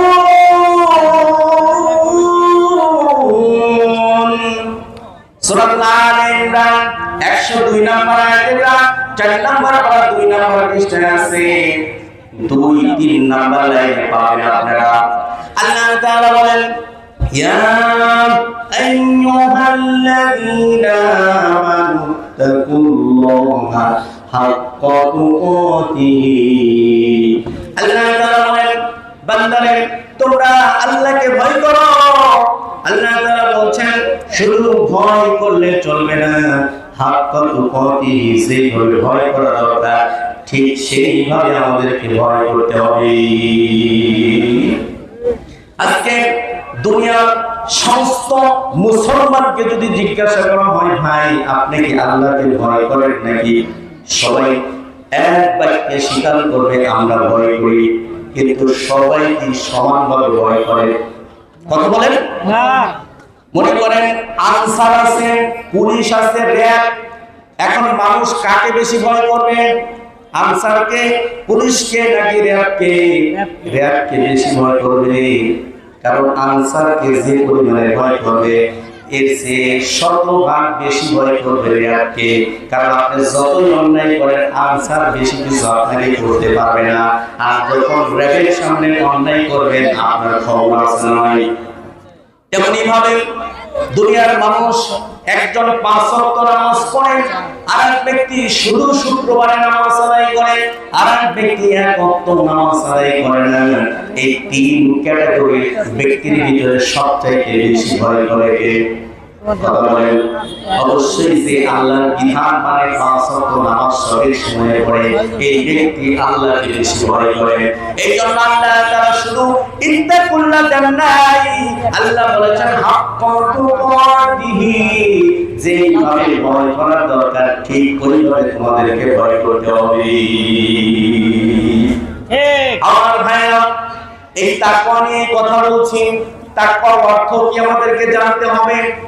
তাকওয়া অর্থ ভয় করা, বেঁচে থাকা, নিজেকে সেভ করা, বিরত রাখা, নিজেকে পরিহার করা। এই তাকওয়ার সংজ্ঞা কি? তাকওয়া কাকে বলে? হযরত আব্দুল্লাহ ইবনে আব্বাস রাদিয়াল্লাহু তাআলা আনহু তিনি বলেন, আত-তাকওয়া হুয়াল আমসালু লিআওয়ামিরিল্লাহি ওয়াল ইজতিনাবু আন নাওয়াহি। তাকওয়া হলো লিআওয়ামিরিল্লাহ, আল্লাহর নির্দেশ পালন করা, আল্লাহর নির্দেশের আনুগত্য করা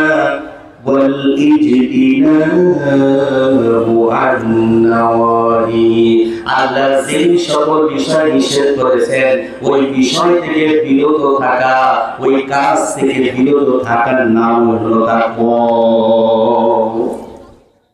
তাকওয়ার কয়েকটা স্তর আছে।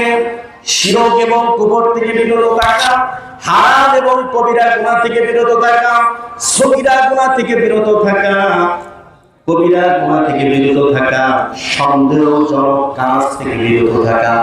তাহলে আমরা তাকওয়া অর্থ কি, তাকওয়া কাকে বলে, তাকওয়ার কয়েকটি স্তর জানলাম। এবার আসেন এই তাকওয়া আল্লাহকে ভয় করতে হবে। আল্লাহ তাআলা নবীকে পর্যন্ত ভয় করার নির্দেশ দিয়েছে। আল্লাহ তাআলা গোটা মানব জাতিকে ভয় করার নির্দেশ দিয়েছেন। আল্লাহ সুবহানাহু ওয়া তাআলা স্পেশালি ভাবে ঈমানদারদেরকে ডেকে ভয় করার নির্দেশ দিয়েছেন। আমরা যারা এখানে বসে আছি মুমিন বান্দা, আমাদেরকে ডেকে আল্লাহ বলেছেন বান্দা তোরা ভয় কর। আসল প্রথমে আল্লাহ নবীকে ভয় করার নির্দেশ দিয়েছেন।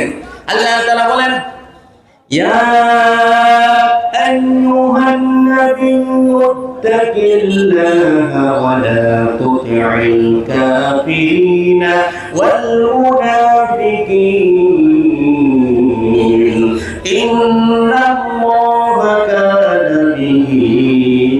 ইন্নাল্লাহা কানা আলীমান হাকীমা।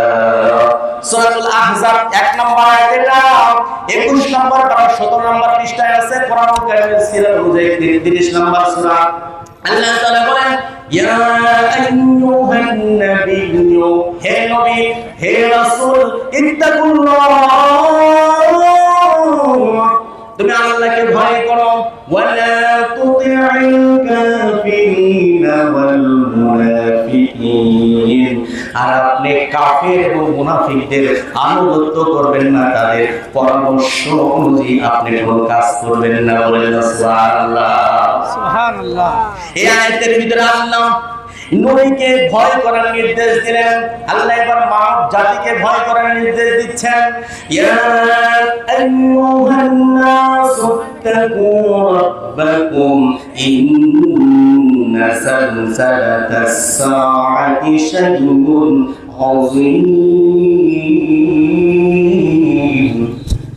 সূরাতুল হাজ 1 নম্বর আয়াত, এটা 17 নম্বর পারা 10 নম্বর পৃষ্ঠায় আছে। কোরআন কারীমের সূরা অনুযায়ী 22 নম্বর সূরা। আল্লাহ তাআলা বলেন ইয়া আইয়ুহান নাস, হে মানব সকল, ইত্তাকু, তোমরা ভয় করো, রাব্বাকুম, তোমাদের রবকে। আমার ভাইরা, এবার আল্লাহ স্পেশালি ভাবে ঈমানদারদেরকে, মুমিন বান্দাদেরকে বলছে বান্দা ভয় কর। আল্লাহ তাআলা বলেন ইয়া আইয়ুহাল্লাযীনা আমানু ইত্তাকুল্লাহা ওয়াল তানজুর নাফসুম মা قدمت لغد واتقوا الله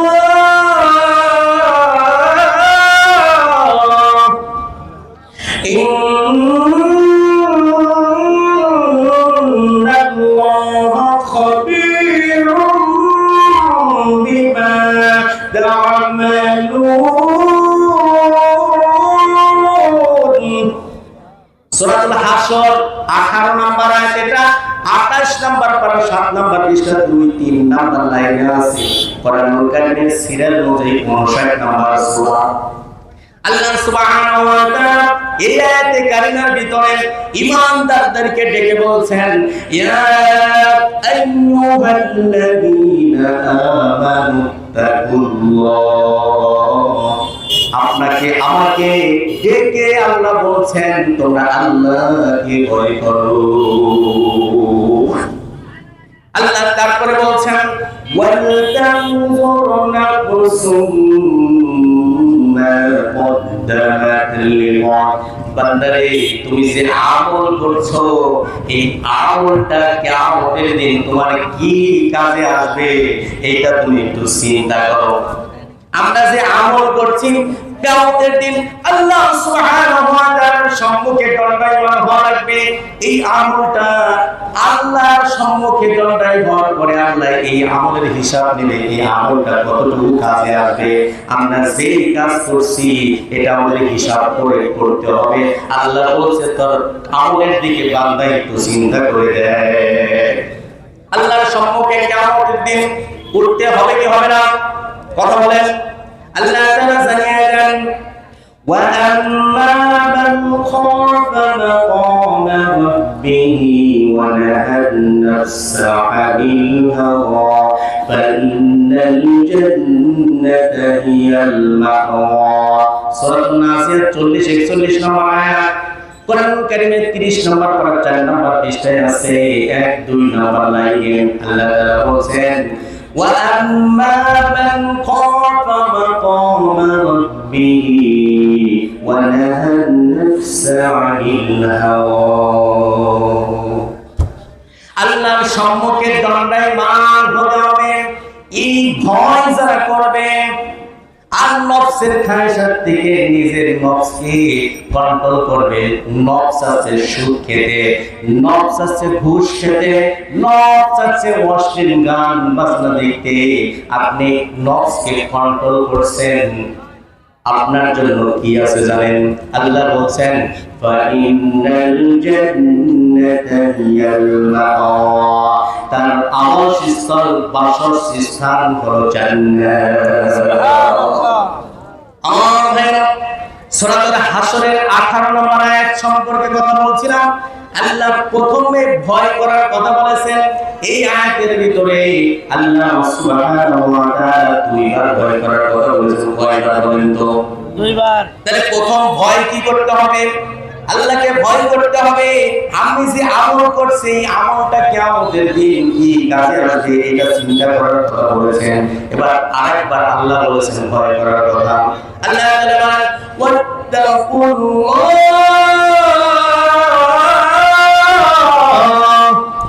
আল্লাহ বলেন আল্লাহকে ভয় করো।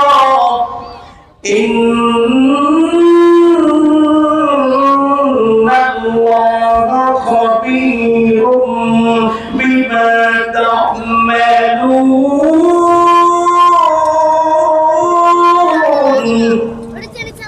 আল্লাহ বলেন তোমরা যে কাজ করো এই কাজ সম্পর্কে আল্লাহ খবর রাখেন।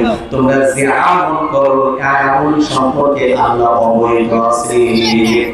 এখন আপনি গোপনে গুনাহের কাজ করছেন, ছোট গুনাহ করছেন, কাবীরা বড় গুনাহ করছেন, ছোট প্রকারের গুনাহ করেন না কেন আল্লাহ কিন্তু আপনাকে দেখছেন। সুতরাং এই ব্যাপারে আল্লাহকে ভয় করতে হবে। আমার ভাইরা, এই জন্য আমরা আল্লাহকে ভয় করে চলবো তো ইনশাআল্লাহ। সবাই বলে ইনশাআল্লাহ। প্রত্যেকটা সেকেন্ডে যদি আমি আপনি আল্লাহকে ভয় করে চলি তাহলে আল্লাহ আপনার আমার জন্য আপনার জন্য জান্নাতের বাড়ি বানিয়ে দিবেন। বলুন সুবহানাল্লাহ। সুবহানাল্লাহ। আমার ভাইরা, সাহাবী আজমাইনের জীবনী দেখেন। নবীরা পর্যন্ত আল্লাহকে ভয় করত। আল্লাহ ভয় করার নির্দেশও দিয়েছেন। আমার নবীজি বিশ্ব নবী আল্লাহকে কি পরিমাণে ভয় করেছেন। নবীরা সবাই হলো মাসুম নিষ্পাপ, নবীদের কোনো গুনাহ নাই। বলুন সুবহানাল্লাহ। ওই বিশ্ব নবীজি আমাদের নবীজি, যে নবীজিকে জীবনের চাইতেও বেশি ভালোবাসতে হবে। আমার নবীজি কোনো গুনাহ নাই, মাসুম নিষ্পাপ। এরপরেও আমার নবী দৈনিক 70 বার করে ইস্তেগফার করেছেন। বলুন সুবহানাল্লাহ। এবার কোন বর্ণনায় এসেছে 100 বার করে দৈনিক ইস্তেগফার করেছেন। আর নবী যদি দৈনিক ইস্তেগফার করেন 70 বার করে 100 বার করেন, আর আমরা মুসলমান এত গুনাহ করি, আমাদের তো হাজার হাজার বার করা দরকার, ঠিক কিনা বলে? আল্লাহর নবী আল্লাহকে কত ভয় করত, কত সবরগুজার নবী ছিলেন। আমার নবীজি যখন নামাজে দাঁড়াতেন তখন বিশ্বনবী এত লম্বা কিরাত করতেন, নফল নামাজ পড়তেন, এত লম্বা কিরাত করতেন, বিশ্বনবীর পা মোবারক ফুলে যেত। আর আমাদের একটা মশা কামড় দিলে দাঁড়া মশা খায় একটু রক্ত, আমি রুকুতে যাচ্ছি, হাতটা একটু নিচে নামবে, ঠাস করে একটা মেরে দেব, ঠিক কিনা বলে? আর আমার নবীজি কিভাবে নামাজ পড়েছেন, আর আমরা কিভাবে নামাজ পড়ে, আমার ভাইরা গভীর মনোযোগ দিয়ে শুনতে হবে। আল্লাহর নবীর একজন সাহাবী হানজালা রাদিয়াল্লাহু তাআলা আনহু আল্লাহকে কি পরিমাণে ভয় করতেন। হানজালা রাদিয়াল্লাহু তাআলা আনহু তিনি বলছেন হানজালা মুনাফিক হয়ে গেছে। এইভাবে বলতে বলতে রাসূলের দরবারে চলে যাচ্ছেন। এবার আবু বকর সিদ্দিক রাদিয়াল্লাহু তাআলা আনহুর সাথে দেখা। এবার আবু বকর বলে, কি অবাক ব্যাপার, হানজালা তুমি এরকম কেন কথা বলছো? হানজালা মুনাফিক হয়ে গেছে, এটা আবার কেমন কথা? হানজালা রাদিয়াল্লাহু তাআলা আনহু তিনি বলেন, আবু বকর, আমি যখন বিশ্ব নবীর দরবারে থাকি তখন বিশ্ব নবী জাহান্নাম জান্নাতের কথাবার্তা বলেন, মনে হয় জান্নাত আমার সামনে, জাহান্নাম আমার সামনে, এইরকম মনে হয়। কিন্তু যখন বাসায় চলে যাই, বিবির সাথে কথা বলি, সন্তানের সাথে কথা বলি, তখন এই মন মানসিকতা থাকে না। গেলে রাসূলের দরবারে থাকলে মন একরকম, জান্নাত জাহান্নাম আমার সামনে আছে এইরকম ধ্যান ধারণা আসে। বাড়িতে গেলে ধ্যান ধারণা চেঞ্জ হয়ে যায়, পরিবর্তন হয়ে যায়। এই জন্য আমার আমি মুনাফিক হয়ে গেছি। এই কথা বলার পরে আবু বকর সিদ্দিক রাদিয়াল্লাহু তাআলা আনহু তিনি বলেন, আমার তো একই অবস্থা হয়। এবার হানজালা রাদিয়াল্লাহু তাআলা আনহু বিশ্ব নবীর কাছে গিয়ে বিষয়টি পেশ করলো। এবার আল্লাহর নবী বলেন, হানজালা, আল্লাহর কসম করে বলছি, যদি আমার দরবারে তুমি যখন থাকো, তোমার কন্ডিশন, মনের অবস্থা যেমন আছে, এটা যদি সব সময় অল টাইম থাকতো, তাহলে বিছানায় এবং রাস্তাঘাটে প্রত্যেকটা জায়গায় ফেরেশতারা তোমাদের সাথে মুসাফা করতো। বলেন সুবহানাল্লাহ। সুবহানাল্লাহ। আপনারা কি ঘুমাইছেন? না না, এটা তাকবীর দিতে পারবেন? লিল্লাহি তাকবীর, আল্লাহু আকবার। আরে মুসলমানের আওয়াজ থাকবে, মুসলমানের আওয়াজে কাফিরদের ভয়ের সৃষ্টি হবে। একটু আগায় বসেন, ফাঁকা জায়গা পূরণ করে বসেন, একটা তাকবীর হবে। লিল্লাহি তাকবীর, আল্লাহু আকবার। কোরআনের আলো, আলো, কোরআন হাদিস যেখানে, আমরা আছি সেখানে। আমার ভাইরা, যেই কথা আমি বলছিলাম, সাহাবী আজমাইন আল্লাহ তাআলাকে কি পরিমাণে ভয় করত। হযরত ওসমান রাদিয়াল্লাহু তাআলা আনহু আল্লাহ তাআলাকে কি পরিমাণে ভয় করত, কবর দেখে কি পরিমাণে ভয় করত। ওসমান রাদিয়াল্লাহু তাআলা আনহু যখন তিনি কবরের পাশ দিয়ে হেঁটেছেন, কবর দেখে তিনি কেঁদে কেঁদে দাঁড়িয়ে ভিজিয়ে ফেলতো। সুবহানাল্লাহ। আজকে আমরা যখন আমাদের অনেকে আছি কবরের পাশ দিয়ে কান্না আসার দূরের কথা, গান বাজাতে যায়, গান বাজাতে বাজাতে যায়, আসে না। এটা আমরা কেমন মুসলমান? আমার ভাইরা, ইমাম আবু হানিফা রাহমাতুল্লাহ আলাইহি, যিনি চার ইমামের বড় ইমাম, ইমামে আযম ইমাম আবু হানিফা রাদিয়াল্লাহু তাআলা আনহু আল্লাহকে কি পরিমাণে ভয় করত। কুফা নগরীতে একটা ছাগল চুরি হয়েছে। এরপরে যখন আবু হানিফা রাহমাতুল্লাহ আলাইহি জানতে পারলেন কুফা নগরীতে ছাগল চুরি হয়েছে, ইমাম আবু হানিফা রাহমাতুল্লাহ আলাইহি 7 বছর বাজার থেকে ছাগলের গোশত ক্রয় করেন না। কেন জানেন? কারণ এই গোশত যদি চুরিকৃত ছাগলের গোশত হয়, আমি ইমাম আবু হানিফা আল্লাহর কাছে কি জবাব দেব?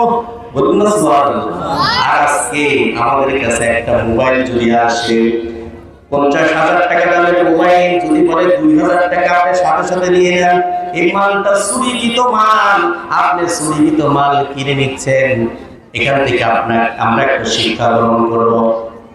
এই যে এটা যে সুবিদিত মাল, এটা বোঝাই যায় এই সুবিদিত মাল যদি আপনি না কিনেন, আরেকজন যদি না কিনে, ওই সুর কিন্তু এমনি এমনি ভালো হয়ে যাবে। সুবিদিত মাল যেহেতু কেউ নেয় না, সুতরাং আমি চুরি করে ছেড়ে দেবো, ঠিক কিনা বলেন? আমি গল্প করে একটা ঢাকাতে গিয়েছি। ঢাকা সরকারি আলিয়াতে যখন পড়ালেখা করি তাফসীর নিয়ে, বাসে চড়েছি। বাসের পিছনে আমি বসেছি, দুইটা গেট বাসের। পিছনের গেট দিয়ে একজন ভিখারি উঠেছে। উঠার পরে এমন কুজো মানুষ, মনে হয় জন্ম থেকেই কুজা। এখন ভিক্ষা চাইতে চাইতে চাইতে সামনের দিকে চলে গেছে ড্রাইভারের কাছে। একজন মানুষ ভিক্ষা দেয়, সে ব্যক্তি রাগে একদম স্টিল সোজা হয়ে গেছে, রাগ হয়ে গেছে। এত অভিনয় করলাম, একটা টাকাও দিল না। তেমনি ভাবে এই সুনিগিত মাল যদি আমরা কয় না করি, চোর বিরক্ত হয়ে এই ব্যবসায় বাদ দেবে, চুরি আর করবে না। চুরিগিত মাল কেউ কিনে না, বলুন সুবহানাল্লাহ। আর ভাইরা, এই জন্য আল্লাহকে ভয় করতে হবে। যাদের হৃদয়ে আছে আল্লাহর ভয়, তারা কবু পথ ভুলে যায় না। যাদের হৃদয়ে আছে আল্লাহর ভয়, তারা কবু পথ ভুলে যায় না, ঠিক না বলেন? এই জন্য তাকওয়া নিয়ে কথা বলছিলাম। তাহলে নবীজি আল্লাহকে কি পরিমাণে ভয় করেছে জানলাম, সাহাবী আজমাইন আল্লাহকে কি পরিমাণে ভয় করেছে জানলাম। এরপরে আল্লাহর ওলিরা কি পরিমাণে আল্লাহকে ভয় করেছে এটা জানলাম। যারা আল্লাহকে প্রত্যেকটা সেকেন্ড ভয় করে চলবে, এদেরকেই বলা হয় মুত্তাকি। আমরা মুত্তাকি হতে চাই কি চাই না? সবাই চাই। মুত্তাকি হলে লাভ কি জানেন? যারা আল্লাহকে ভয় করে চলবে ওদেরকে বলা হয় মুত্তাকি। সুদের টাকা চাইলেন, আপনি আল্লাহকে ভয় করেন, সুদ দূরে থাকো, আমি আল্লাহকে ভয় করি। ঘুষের টাকা পাবে, আপনি বলেন ঘুষ তুমি দূরে থাকো, আমি আল্লাহকে ভয় করি। আপনি অফিসে বসে আছেন, একটা সিগনেচার করলে 1 লক্ষ টাকা, তখন আপনি চিন্তা করেন আল্লাহ তাআলার ফেরেশতারা রেকর্ড করছে, ভিডিও করছে, আমি যদি মিথ্যা সিগনেচার করে 1 লক্ষ টাকা জমানোর টাকা মেরে দেই, তাহলে কিন্তু কিয়ামতের দিন আল্লাহর কাছে কি জবাব দেব? এই ভয়ে যখন আপনি ওই অবৈধ টাকা থেকে বিরত থাকবেন, মিথ্যা সিগনেচার থেকে বিরত থাকবেন, আপনি মুত্তাকি। রাস্তায় বেগানা নারী চলাফেরা করছে, আপনি আপনার দৃষ্টি শক্তিকে হেফাজত করবেন, আপনি মুত্তাকি। রাস্তায় যদি কাঁটা থাকে, ওই কাঁটার উপর দিয়ে আপনি হাঁটবেন, নাকি কাঁটা সরিয়ে সরিয়ে চলবেন? কথা বলেন। কাঁটা সরিয়ে সরিয়ে চলবেন। তেমনি ভাবে এই দুনিয়াতে সুদ নামক কাঁটা, ঘুষ নামক কাঁটা, অবৈধ কাঁটা, অবৈধ গুনাহ, সমস্ত প্রকার গুনাহের কাছ থেকে যখন কাঁটা সরিয়ে সরিয়ে আমরা চলবো, তখনই আমি আপনি মুত্তাকি হব। আর মুত্তাকিদের জন্য রয়েছে সাফল্য, বলুন সুবহানাল্লাহ। আল্লাহ তাআলা বলেন ইন্নালিল মুত্তাকিনা মাফাজা, নিশ্চয়ই মুত্তাকিদের জন্য রয়েছে সাফল্য, বলুন সুবহানাল্লাহ। মুত্তাকিদের জন্য কি সাফল্য? আল্লাহ পরের আয়াতে জানিয়ে দিচ্ছেন,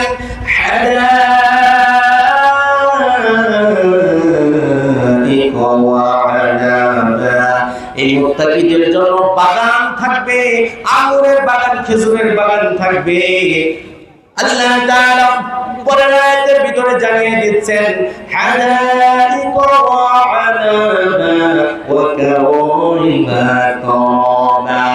যারা মুত্তাকি তাদের জন্য পূর্ণ যৌবনা তরুণী থাকবে, হুররা থাকবে, বলুন সুবহানাল্লাহ।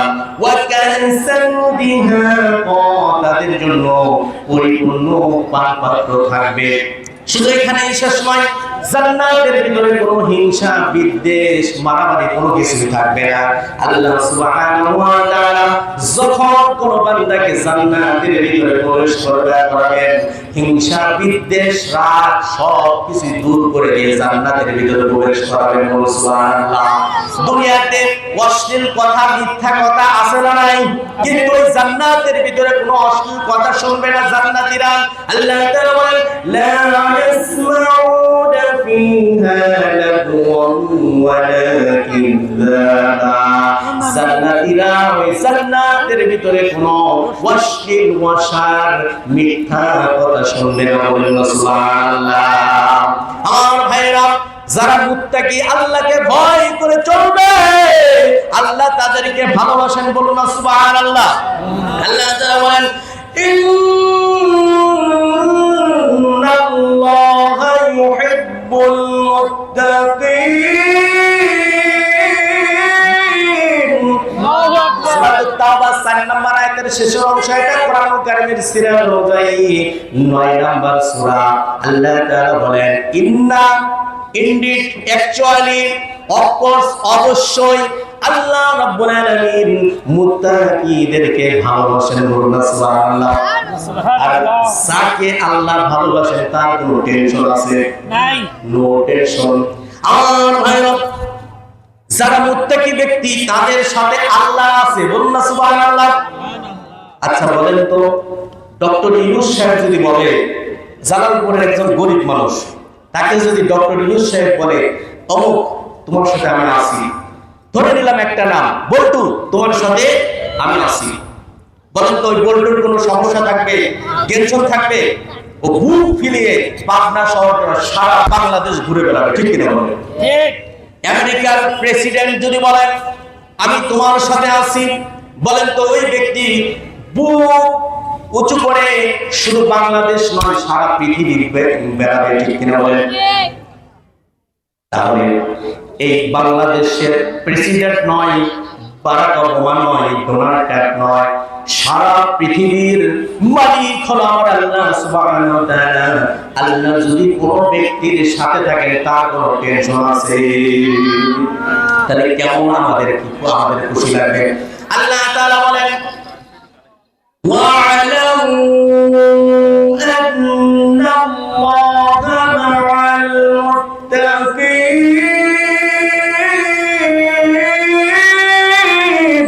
আল্লাহু আকবার। সূরা তাওবা 123 নম্বর আয়াতের শেষের অংশ, এটা কোরআন কারীমের সিরাত অনুযায়ী 9 নম্বর সূরা।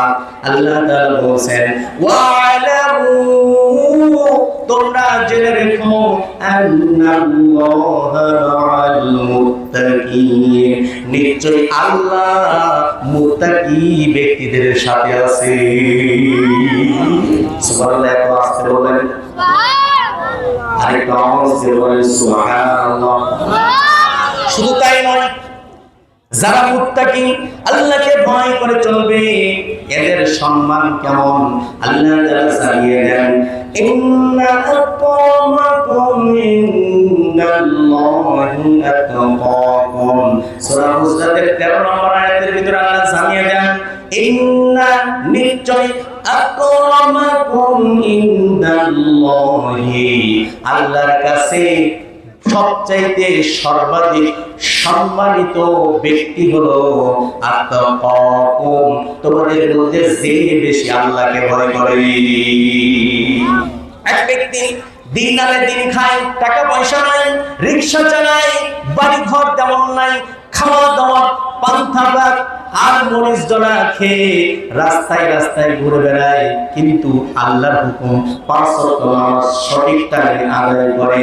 আর ব্যক্তি লক্ষ লক্ষ কোটি কোটি টাকার মালিক, কিন্তু আল্লাহর বিধানকে না মানে না, নামাজ ঠিক মতো আদায় করে না। বলেন তো ওই রিকশাওয়ালা দিন আনে দিন খায়, বাড়ি ঘর তেমন ভালো নয়, কিন্তু আল্লাহর বিধান সঠিকভাবে পালন করে, এই ব্যক্তির দাম বেশি নাকি ওই কোটি কোটি টাকা ব্যক্তি যে আল্লাহর বিধান মানে না তার দাম বেশি? কথা বলেন না, কার দাম বেশি? কোটি কোটি নাকি ওই রিকশাওয়ালা? কেন? কারণ এই রিকশাওয়ালা আল্লাহকে বেশি ভয় করে চলেন, আর ওই ব্যক্তি কোটি কোটি টাকার মালিক আল্লাহর বিধান মানে না, ওই ব্যক্তি আল্লাহর কাছে বেশি প্রিয় না। এই জন্য আল্লাহর কাছে সর্বাধিক প্রিয় যদি হতে চাই তাহলে আমাদের কি করণীয়? আল্লাহকে ভয় করে চলতে হবে, ঠিক কিনা বলে? কে কি আল্লাহকে ভয় করে চলবো? দুই হাত তুলে আল্লাহকে দেখিয়ে দিই, বলেন আয় আল্লাহ, আয় আল্লাহ, কথা বলেন আয় আল্লাহ। আয় আল্লাহ, আমাদের সবাইকে আমাদের সবাইকে, আয় আল্লাহ আমাদের সবাইকে আমাদের সবাইকে পরিপূর্ণ তাকওয়াবান বানায় দাও। পরিপূর্ণ আল্লাহ তোমার বিধান যেন সঠিকভাবে শতভাগ পালন করতে পারে এই তৌফিক দাও সবাই বলে আল্লাহুম্মা আমিন। আমার ভাইরা, এই জন্য আজকের এই আলোচনা থেকে আমরা জানতে পারলাম যে আমরা তাকওয়াবান হয়ে এই দুনিয়া থেকে বিদায় নিতে চলে যেতে চাই, ঠিক কিনা বলেন? আর ভাইরা, আল্লাহর ঘর মসজিদের জন্য রশিদ মেম্বার ১,৫০০ টাকা দিয়েছেন, বলেন না মারহাবা। আল্লাহ ফজলে মন্ডল ৫০০ টাকা আল্লাহ কবুল মঞ্জুর করে নাও। ছোট একটা ছেলে ১০০ টাকা, রশনি ১০০ টাকা, আল্লাহ সকলের দানকে তুমি কবুল মঞ্জুর করে নাও সবাই আল্লাহুম্মা আমিন। আমার ভাইরা, আল্লাহর ঘর মসজিদের জন্য যখন দান করা হবে আল্লাহ রাব্বুল আলামিন খুশি হয়ে যান। খুশি হয়ে আল্লাহ কি পুরস্কার দিবেন? আল্লাহ সুবহানাহু ওয়া তাআলা বলেন লিটন, হ্যাঁ লিটন ভাই, লিল্লাহি তাকবীর, আল্লাহু আকবার। কি বলেন? হাত খানে রোজা ছিলেন নাকি সারা দিন? রোজাই ছিল ওরা। যখন আপনারা আল্লাহু আকবার বলবেন, সুবহানাল্লাহ বলবেন, আপনাকে নিয়ে আল্লাহ সুবহানাহু ওয়া তাআলা তার নিকটস্থ ফেরেশতাদের কাছে দোয়া করবেন। আমাদেরকে নিয়ে ফেরেশতাদের কাছে আল্লাহ আলোচনা করবে। আমরা চাই কি চাই না? একটা তাকবীর জোরে হবে, লিল্লাহি তাকবীর, আল্লাহু আকবার। আমি বলবো লিটন ভাই, আপনারা বলবেন ৫০০ টাকা। লিটন ভাই, লিটন ভাই ৫০০ টাকা, ৫০০ টাকা, ৫০০ টাকা, ৫০০ টাকা। আল্লাহ আমার লিটন ভাই সকালবেলা ৫০০ দিয়েছে, আবার ৫০০ দিন আল্লাহ কবুল আর মঞ্জুর করে নাও, সালে মনে বরকত দিয়ে দাও। সেই দোকান রফিক দর্জি ১০০০ আল্লাহ চলে না, চলে না, চলে আছে নাকি রফিক ভাই? আমার সবাই বলেন মারহাবা। আমি বলবো রফিক ভাই, আপনারা বলুন ১০০০। রফিক ভাই, রফিক ভাই মারহাবা, মারহাবা, ১০০০, ১০০০। জিন্দাবাদ। আমার রফিক ভাই ১০০০ টাকা দান করলো, আল্লাহ তুমি কবুল আর মঞ্জুর করে নাও, সালে বলে বরকত দিয়ে দাও। আল্লাহ আমার ভাই স্যার একজন ব্যবসায়ী মানুষ, আল্লাহ ব্যবসার ভিতর বরকত দিয়ে দাও। তার কেউ স্বজন যারা দুনিয়া থেকে বিদায় নিয়ে গেছে, আল্লাহ সকলের কবরখানাকে জান্নাতের টুকরা বানায় দাও। আপনাদের ৬০০ টাকা উঠছে, কত? আপনাদের ৬০০। লিল্লাহি তাকবীর। আমার ব্যবসায়ী ভাইরা ৮,০০০-এর উপরে টাকা দিয়েছেন, নতুন দোকানপাট করেছেন শুধু একদিনের জন্য। আমার ভাইরা মসজিদেরকে কত মহাব্বত করে ভালোবেসে, খুব ভালোবেসে অনেকগুলো টাকা দিয়েছে আমার ভাইদের। প্রত্যেকটা মাহালে মিলে দোকানপাট করে আল্লাহ তাদের ব্যবসার ভিতরে বরকত দিয়ে দাও সবাই আল্লাহুম্মা আমিন। আমিন, আমিন, আমিন। জান্নাতের জন্য হলো তুমি জান্নাতের মৌসামি। এটাকে আজিজুর ভাই ১০০০ টাকা বলেন মারহাবা। আল্লাহ আজিজুর ভাই, আল্লাহ ১০০০ টাকা দান করলো, আল্লাহ পকেট থেকে করলো টাকা দান। আল্লাহ আমার আজিজুর ভাই দান করলো টাকা, পকেট করিও না ফাঁকা, জান্নাতের ভিতরে ফল খাও ছাকা ছাকা। আমিন, আমিন, আমিন, আল্লাহ আমিন। দানকারীর জন্য হলো তুমি জান্নাতের জামিন, দানকারীর পিতা মাতা সুখে রাখো আল্লাহ কবরে, নূরের টুপি মাথায় দিয়া উঠায়ো জাসরে। আমার আল্লাহর ঘর মসজিদকে মহব্বত করে ভালোবেসে যারা দান করবে তাদের কি লাভ হবে? আল্লাহর নবী বলেন, মান বানা লিল্লাহি মাসজিদান বানাল্লাহু লাহু বাইতাহু ফিল জান্নাহ। আল্লাহর নবী বলেন, যে ব্যক্তি আল্লাহকে রাজি খুশি করার উদ্দেশ্যে মসজিদ নির্মাণ করবে, বানাল্লাহু লাহু, আল্লাহ তার জন্য বানাবেন বাইতাহু ফিল জান্নাহ, জান্নাতের ভিতরে ঘর বানায় দিবেন। এই জন্য আল্লাহ তার মসজিদের জন্য 1000 টাকা দেব। কে আছে ভাই? মুদচ্চর ভাই কে আছে ভাই? একটু দেন মেহেরবানি করে। আব্বা চলে গেছে, জনম দুঃখিনী মা চলে গেছে, তাদের রূহের মাগফিরাতের উদ্দেশ্যে 1000 টাকা দেব।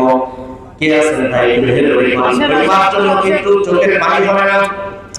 ওই আব্বা যদি বেঁচে থাকতো, তার একটা 1000 টাকা দিয়ে আপনি একটা পাঞ্জাবি কিনে দিতেন, ওই পাঞ্জাবি কিনে দিলে খুশি হয়ে যেত। আর এখন যদি মসজিদে দেন, যত মুসল্লি নামাজ পড়বে আপনার আব্বা কবরে বসে বসে সওয়াব পেতে থাকবে। বলুন সুবহানাল্লাহ। হ্যাঁ, কে এটা? মোহাম্মদ আব্দুর রহিম মোল্লা। কি মুহিবুল? আপনি না? হাজী সাহেব বানাই দেন একটু।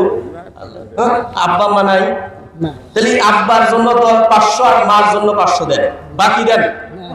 হ্যাঁ, না বাকি দেব না। লিল্লাহি তাকবীর। আল্লাহ আর সাসামিয়া হাজী সাহেব 500 টাকা দান করলো আব্বা আমার রূহের মাগফিরাতের উদ্দেশ্যে। আল্লাহ কবুল আর মঞ্জুর করে নাও। আল্লাহ কবরখানাকে জান্নাতের টুকরা বানায় নাও। বারবার ওই রাসূলের রওজার পাশে হজ করার, রাসূলের রওজার পাশে সালাম দেওয়ার তৌফিক দিয়ে দাও। আল্লাহুম্মা আমিন। আল্লাহ সীমা ফার্মেসি কত? 1000 টাকা বলে মারহাবা। আল্লাহ সীমা পারভেজি 1000 টাকা পাঠিয়ে দিয়েছে কার্ড দিয়ে। আল্লাহ ভাইজানের ব্যবসার ভিতরে বরকত দিয়ে নাও। আল্লাহ এই রোজগারে বরকত দিয়ে নাও। আল্লাহ আত্মীয় স্বজন যারা দুনিয়া থেকে বিদায় নিয়ে চলে গেছে, সকলের কবরখানাকে জান্নাতের টুকরা বানায় দাও। যেই ব্যক্তি আল্লাহর রাস্তায় দান করবে তার লাভ কি হবে? আল্লাহর নবী বিশ্বনবী বলেন, আস-সাখিয়ু করিবুম মিনাল্লাহ, করিবুম মিনাল জান্নাহ, করিবুম মিনান নাস, বাঈদুম মিনান নার। চিৎকার করে আল্লাহু আকবার। আল্লাহর নবী বিশ্বনবী মুহাম্মদুর রাসূলুল্লাহ সাল্লাল্লাহু আলাইহি ওয়াসাল্লাম বলেন, আস-সাখিয়ু করিবুম মিনাল্লাহ, দানশীল ব্যক্তি আল্লাহর নিকটবর্তী। সুবহানাল্লাহ। কাছে বলেন, বাড়ি যায় বলেন, রাসূল বলেন সুবহানাল্লাহ। আল্লাহ তাআলা বলেন দানশীল ব্যক্তি করিবুম মিনাল জান্নাহ, দানশীল ব্যক্তি জান্নাতের নিকটবর্তী। করিবুম মিনান নাস, দানশীল ব্যক্তি মানুষের নিকটবর্তী। বাঈদুম মিনান নার, জাহান্নাম থেকে। আর সাইফুল ইসলাম সাস্তবায়ের নামে নাম আল্লাহ, আর সাস্তবায়ের নামে নাম 300 টাকা দান করে আল্লাহ কবুল আর মঞ্জুর করে নাও। আল্লাহ জামিয়ে ইমানের বরকত দিয়ে নাও। আত্মীয় স্বজন যারা দুনিয়া থেকে বিদায় নিয়ে চলে গেছে, আল্লাহ সকলের কবরখানাকে জান্নাতের টুকরা বানায় দাও। সবাই আল্লাহুম্মা আমিন। আমার ভাইরা, আমার সময় শেষ, আমার আলোচনা এখানে ইতি টানছি। তবে আমরা একটা মেসেজ নিয়ে যাব। আজকে আমার মেন আলোচনা ছিল সূরাতুল আলে ইমরানের 102 নম্বর আয়াত, 4 নম্বর পারা 2 নম্বর পৃষ্ঠায় আছে। এই আল্লাহকে ভয় করতে হবে, শতভাগ ভয় করতে হবে। ভয় করে যদি চলি তাহলে মুত্তাকি হব। আর মুত্তাকি ব্যক্তির সাথে আল্লাহ আছেন, মুত্তাকি ব্যক্তিকে আল্লাহ ভালোবাসেন, মুত্তাকি ব্যক্তি আল্লাহর কাছে সবচেয়ে সম্মানিত। এই জন্য আমরা প্রত্যেকটা সেকেন্ড, প্রতিটা ধাপে ধাপে আল্লাহকে ভয় করে চলবো ইনশাআল্লাহ। আল্লাহ সুবহানাহু ওয়া তাআলা সর্বপ্রথম আমাকে আমল করার তৌফিক দিন। আমরা যারা শুনলাম আমাদের সকলকে আমল করার তৌফিক দিন। সবাই মিলে আল্লাহুম্মা আমিন। ওয়া আখিরি দাওয়ানা আলহামদুলিল্লাহি রাব্বিল আলামিন। আসসালামু আলাইকুম ওয়া রাহমাতুল্লাহ।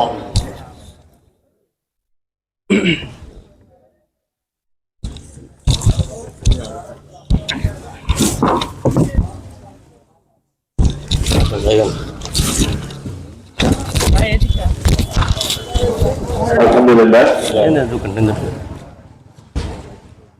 আলহামদুলিল্লাহ, আমরা কোরআন ও হাদিসের আলোকে ওয়াজ নসিহত শুনলাম সুললিত কণ্ঠে এতক্ষণ আমাদের সামনে আলোচনা পেশ করলেন।